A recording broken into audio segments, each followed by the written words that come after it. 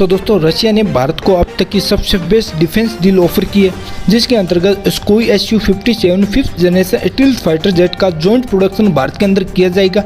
इस प्रपोजल में सिर्फ जेट्स ही नहीं बल्कि फुल टेक्नोलॉजी ट्रांसफर की जाएगी और लोकल प्रोडक्शन किया जाएगा भारत के अंदर।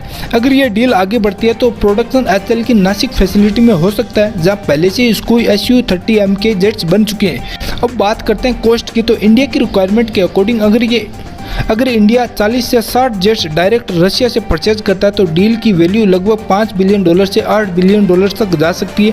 लेकिन अगर इंडिया के साथ ही लोकल प्रोडक्शन करता है भारत, तो इंडिया को कम से कम 100 फाइटर जेट का ऑर्डर देना ही होगा, जिसकी वजह से टोटल इन्वेस्टमेंट बढ़कर $15 बिलियन से $20 बिलियन तक जा सकती है। हो सकता है इससे भी ज़्यादा हो। यह भी माना जा रहा है कि जब व्लादिमीर पुतिन भारत आएंगे ब्रिक्स समिट के लिए, तब इस डील पर फाइनल अनाउंसमेंट हो सकता है। रशिया पर सैंक्शन की वजह से कोई भी देश उसके साथ व्यापार नहीं कर पा रहा है और इंडिया और रशिया के रिलेशन हमेशा से ही अच्छे रहे।